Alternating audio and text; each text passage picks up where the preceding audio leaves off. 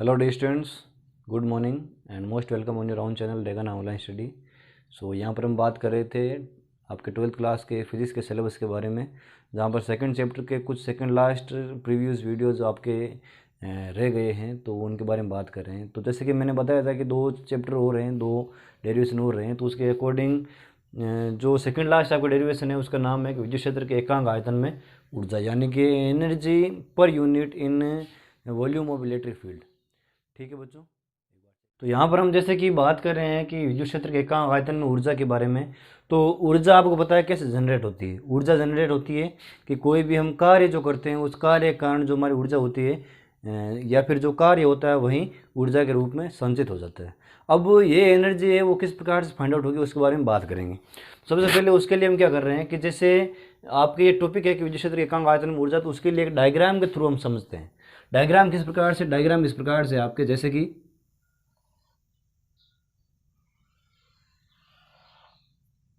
ठीक है, ये कोई आपके पास में गोला है। इस गोले को अगर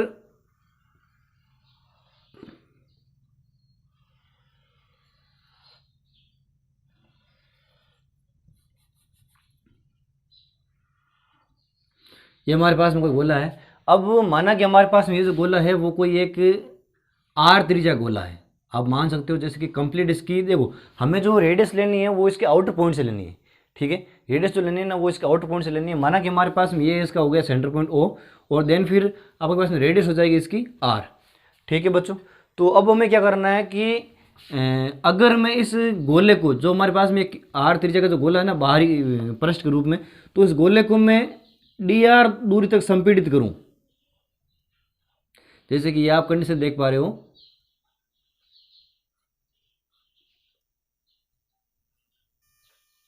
ठीक है बच्चों, तो जैसे कि मैं इसको डी आर दूरी तक संपीड़ित करूं, संपूर्ण पृष्ठ को या फिर संपूर्ण आयतन को, तो इसको डी आर दूरी तक संपीड़ित करूं, तो मतलब आपके जो पास में ये डिस्टेंस हो जाएगी ना कंप्लीट, ये डिस्टेंस, इसे आप या तो डी आर भी कह सकते हो, जैसे कि आप इस पृष्ठ को डी आर दूरी तक संपीड़ित करते हो, तो ये आपका मान हो जाएगा आर माइनस डी आर, क्योंकि ये वाला पृष्ठ है वो इस कंप्लीट मान से घट जाएगा। ये जो वाला डिस्टेंस है ना, ये वाली जो डिस्टेंस है वो इस कंप्लीट डिस्टेंस से घट जाएगी।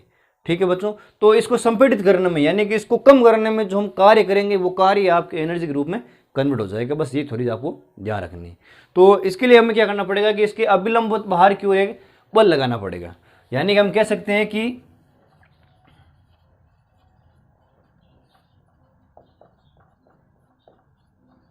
विद्युत क्षेत्र के पृष्ठ में बाहर की ओर एक अभिलंबवत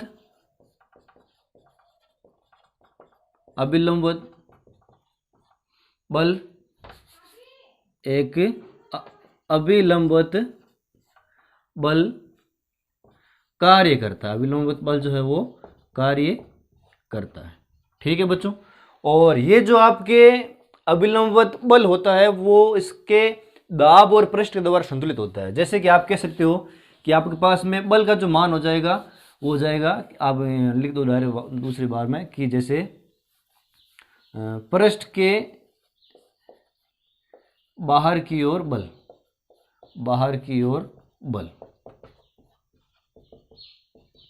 देखो बल का मान होता है P is equal to F into A. अब ये जो P इंटू ए आया ना, ये कंडीशन इसलिए आई है क्योंकि ये जो बल का मान है वो इसके दाब के द्वारा संतुलित होगा। दाब और उसके क्षेत्रफल के गुणनफल के समान के द्वारा संतुलित होगा। ठीक है ना, यानी बैलेंसिंग प्रोसेस जो आएगा आपके इस फोर्स का वो उसके दाब और पृष्ठ क्षेत्रफल के गुणनफल के बराबर आएगा। ठीक है बच्चों, तो आपको पता है कि आपने मतलब लास्ट डेरिवेशन के अंदर जो चीज़ फाइंड आउट की थी कि F बराबर sigma square upon 2 epsilon not. ये 2 एप्सिलॉन नॉट आपने कहाँ से प्राप्त किया था?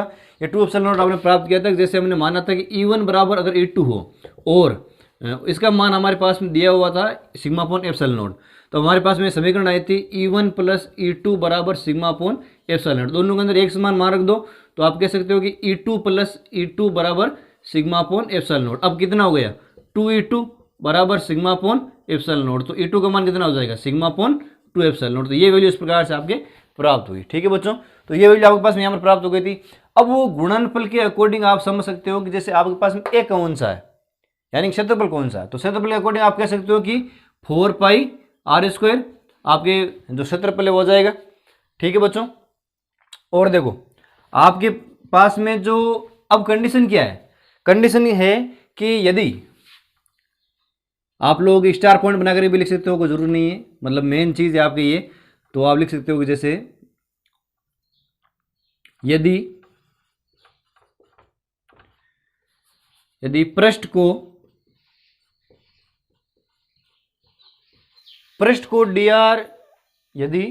dr दूरी तक संपीड़ित करने में अल्प कार्य dw करते हैं। देखो थोड़ा सा पृष्ठ हम कर रहे हैं, अल्प पृष्ठ को संपीड़ित कर रहे हैं, तो उसके लिए कार्य भी अल्प ही करेंगे, तो उसके लिए हम कह सकते हैं कि dw बराबर f.dr के रूप में। ठीक है बच्चों, अब f के अंदर समीकरण 1 का मान रख दो, put the value of equation first in equation second. ठीक है बच्चों, तो dw आपके पास में क्या आ जाएगा, σ²/2ε0 इंटू 4πr² और dr के रूप में। ठीक है बच्चों, σ²/2ε0 इंटू 4πr² और dr, ये हमने क्या किया कि f की वैल्यू रख दी एज इट इज। ठीक है, तो देखो dw कितना हो जाएगा, dw आप कह सकते हो कि आपके पास में अगर मल्टीप्लिकेशन के अंदर ये आपके पास में देखो क्षेत्रफल और ये जो आपके पास में अल्प विस्थापन है, तो आयतन बटा क्या होता है,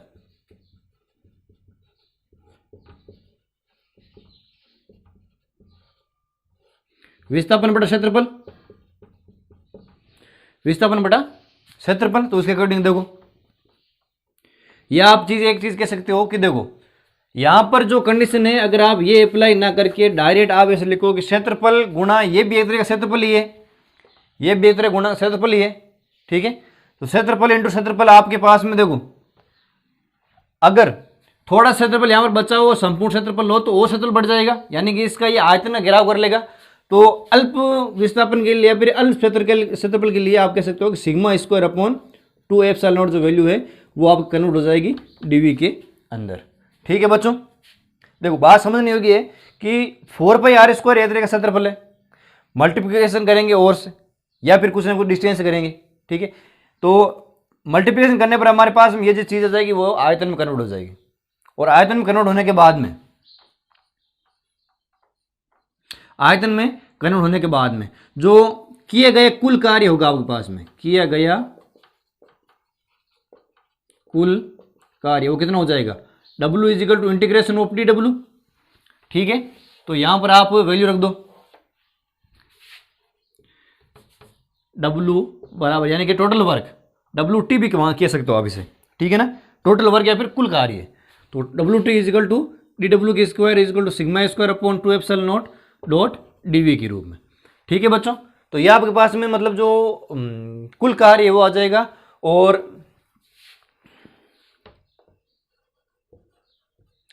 प्रति एकांक आयतन में गोले के क्षेत्रफल को संपीड़ित करने में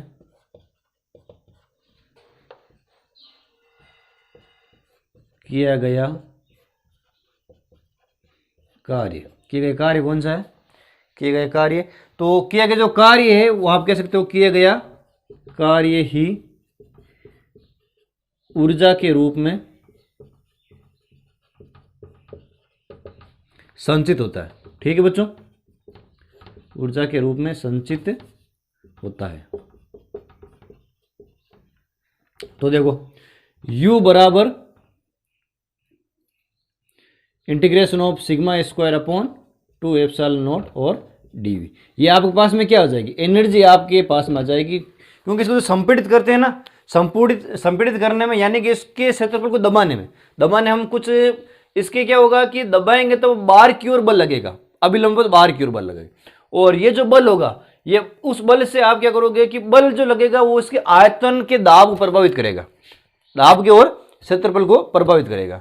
अब क्षेत्रफल प्रभावित करने के बाद में क्या होगा कि आपके पास में जो ये बल का मान है वो आपने P का मान पहले प्राप्त कर लिया था कि P equal to F upon A के रूप में sigma square upon 2 epsilon not और 4πr² ये आपके पास में जो इसका कंप्लीट क्षेत्रफल आ जाएगा, ठीक है, गोले का। तो उसके बाद में जब संपीड़ित करते हैं अल्प दूरी तक तो उसके लिए अल्प कार्य करेंगे और जो अल्प कार्य होगा वो टोटल वर्क में कन्वर्ट हो जाएगा इंटीग्रेशन से। और इंटीग्रेशन लगाने के बाद में क्या होगा कि ये जो आपका टोटल वर्क आएगा वो ही आपके पर यूनिट एनर्जी के अंदर कन्वर्ट हो जाएगा, ठीक है बच्चों। एक बार आप क्या करो, इसका स्क्रीनशॉट ले लो अच्छे से, ताकि आपको समझ में भी आ जाए कि वापस किस प्रकार से प्रक्रिया हुई है, किस प्रकार से नहीं हुई है। और नेक्स्ट हम बात करते हैं आपके जो लास्ट डेरिवेशन है उसके बारे में, कि अगर एक साबुन का कोई बुलबुला है तो उस बुलबुले की आपके पास में त्रिज्या क्या होगी, उसका पृष्ठ तनाव जो होगा वो किस प्रकार से होगा, यानी कि उसके इक्विलिब्रियम की और संतुलन की अवस्था के बारे में हम बात करेंगे, ठीक है बच्चों। तो आइए बात करते हैं, ठीक है बच्चों। तो अब हम बात करते हैं जैसे कि आपके पास में अगला डेरिवेशन है कि साबुन के आवेशित बुलबुले की संतुलन अवस्था यानी कि इक्विलिब्रियम कंडीशन। अब इक्विलिब्रियम कंडीशन किस प्रकार से आती है कि इक्विलिब्रियम, देखो बच्चों ध्यान से बात को सुनते जाना और चीज़ को समझते जाना कि चीज़ एक्चुअल में है क्या, ठीक है। तो मतलब आपकी 11th क्लास का ये लास्ट में जो चैप्टर्स हैं उसके आधार पर ये जो डेरिवेशन आपका आया है इसे 12th के सेकंड चैप्टर में। तो मतलब इस प्रकार से इसकी थ्योरी जो जनरेट हो रही है कि अगर ये हमारे पास में कोई कंप्लीट एक साबुन का बुलबुला है, साबुन का बुलबुला है, तो साबुन के बुलबुले को अगर हम आवेशित करते हैं, साबुन के बुलबुले को अगर हम आवेशित करते हैं तो ये साबुन का बुलबुला जो होगा वो क्या होगा कि इसके अंदर का जो दाब है वो बाहरी वायुमंडल के दाब से अधिक होगा, ठीक है, बाहरी वायुमंडल के दाब से अधिक होगा, ठीक है ना। तो बाहरी वायुमंडल के दाब से अधिक होने के कारण क्या होगा कि इस बुलबुले की जो संतुलन अवस्था है वो इसके पृष्ठ तनाव के द्वारा संतुलित होगी, ठीक है, पृष्ठ तनाव के द्वारा संतुलित होगी। तो इस कंडीशन में क्या होगा कि आप कह सकते हो कि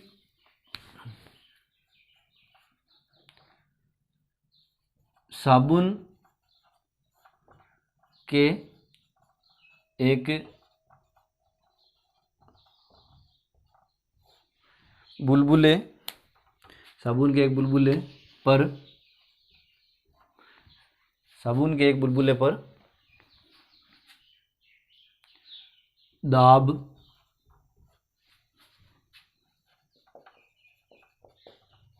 बाहरी वायुमंडल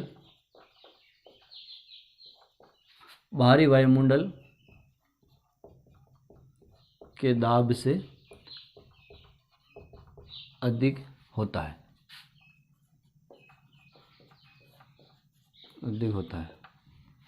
वायुमंडल के दाब से अधिक होता है, ठीक है बच्चों। तो अब इस कंडीशन में देखो कि आपके पास में जो तो दाब अधिक का मान जो होगा अतः दाब आदि के बराबर क्या हो जाएगा कि P एक्सिस बराबर 40 अपॉन R। तो दाब अधिक्य का जो मान होगा वो इसके पृष्ठ तनाव के बराबर हो जाएगा, ठीक है बच्चों। P एक्सिस का जो मान हो जाएगा वो इसके पृष्ठ तनाव के बराबर हो जाएगा, जहां पर जो T है वो पृष्ठ तनाव, R जो है वो त्रिज्या के रूप में वैल्यू जो वो आएगी आपके पास में, ठीक है बच्चों। तो 40 अपॉन जैसे कि R के रूप में जो वैल्यू आ रही है, तब इस कंडीशन में आप कह सकते हो कि जैसे अतः बाहरी वायुमंडल के दाब P के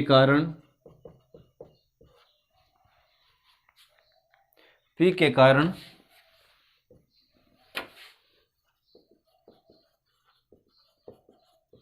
बुलबुले पर दाब P बराबर sigma square upon 2 epsilon not, ठीक है बच्चों। तो टोटल आपके पास में जो प्रेशर आएगा वो कितना हो जाएगा, टोटल प्रेशर देखो P एक्सिस प्लस P, ठीक है, P एक्सिस प्लस P बराबर 40 अपॉन R। तो P एक्सिस का मान तो आपके पास में जैसे एक बात और आपको ध्यान रखनी है, देखो टोटल प्रेशर के पहले आपको एक बात ध्यान रखनी है कि एक समय जब ऐसा आएगा तब क्या होगा कि आपके पास में जो संपूर्ण दाब है, जैसे कि ये 40/R, ये तो आपका अंदर का हो जाएगा, और ये इस पर जो बाहरी वायुमंडल से प्रेशर लगेगा उसका मान हो जाएगा। अब एक स्थिति ऐसी बनेगी, कंडीशन एक स्थिति ऐसी बनेगी जिसके अंदर क्या होगा कि संपूर्ण बुलबुले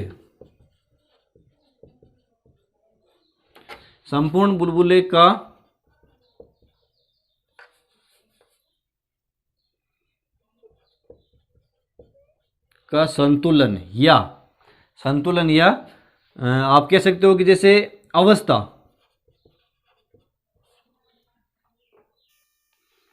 ठीक है बच्चों। तो संपूर्ण जो कंडीशन आएगी, संपूर्ण बुलबुले का संतुलन अवस्था एक समय ऐसी आएगी जब बाहरी वायुमंडल का दाब के कारण दाब आदि के शून्य हो जाएगा, वह बुलबुला फूट जाएगा। तब हम कह सकते हैं कि पी एक्सिस माइनस टी बराबर 0। तो 40/R minus sigma square upon 2 epsilon not बराबर 0। तब इस कंडीशन में क्या होगा कि जब इसका पक्षानंद करेंगे ना हम, तो ये आपके पास में कंडीशन आएगी। तो हम कह सकते हैं कि बुलबुले के जो देखो एक पॉइंट, यानी कि जब बुलबुला फटेगा और उस फटने के कंडीशन में क्या होगा कि उसका खुद का दाब अधिक हो जाएगा, वो बाहरी मंडल दाब से अधिक हो जाएगा, और उस दाब अधिक के अधिक होने के कारण कंडीशन ये आपके पास में क्या बनेगी कि कंडीशन आपके पास बनेगी कि मतलब जो पृष्ठ तनाव और इसका दाब है बाहरी वायुमंडल का, उस दोनों दाब के कारण बुलबुला है वो संतुलित अवस्था में आ जाएगा, यानी ये उसको संतुलित करने की, बैलेंस करने की कंडीशन है। ठीक है बच्चों, तो इसके अंदर आप आगे लिख सकते हो कि जैसे 40/R बराबर sigma square upon 2 epsilon not, जहां बुलबुले की या फिर ये आप ऐसे कह सकते हो, ये है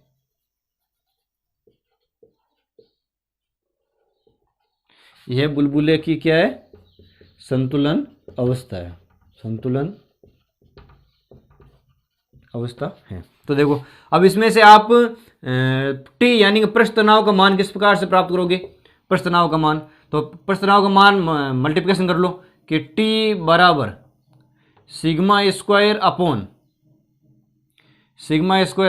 देखो 8 एप्सिलॉन नॉट, और वापस ऊपर लिख दो क्रॉस मल्टीप्लिकेशन में आर सिग्मा स्क्वायर, ये आपके पास पृष्ठ तनाव आ जाएगा। और रेडियस का मान कितना आएगा, रेडियस का मान आर का मान 1/R बराबर, देखो 1/R आ जाएगा इसमें से, तो 1/R बराबर 8t epsilon not upper sigma square है, तो वापस 8t